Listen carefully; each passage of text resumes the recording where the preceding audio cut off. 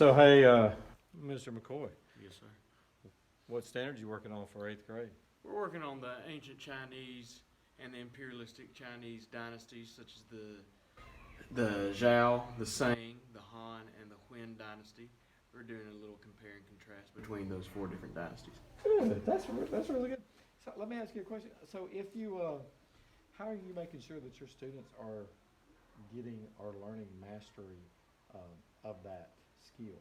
Well, throughout the class, I'll be walking around and discussing with my students, checking with them, making sure that they understand what they're researching, what they're looking up, and everything. And at the end of the class, we have a little review discussion of what we've gone over. And not only do they compare themselves between those countries, but they compare their answers with their fellow students next to them. Good, So- good, good. So I know that you're a teacher that really, you want good student achievement out of your class. So let me ask you this, what kind of roadblocks do you expect that are gonna happen during class, especially that 8th grade? That eighth grade class, some of the roadblocks they'll run into is probably trying to get the bare minimum of the information that is needed. Instead of trying to delve into the information, they'll probably write down just the smallest amount that they can. But that's why we have those discussions, to bring out a little bit more in that discussion.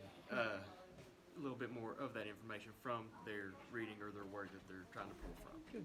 So let me ask you this, to get those students to achieve mastery, those ones that are just barely getting by, do you have any thoughts to, what are your plans to try to get them more engaged into that particular lesson or that skill?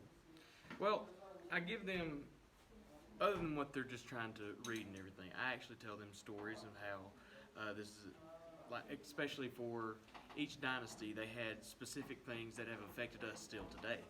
I try to relate it from what's going on in the world today, back to some of the accomplishments that the Chinese dynasties have made. For instance, the Great Wall of China, which is one of the national monuments here, it was made during the Yuan dynasty.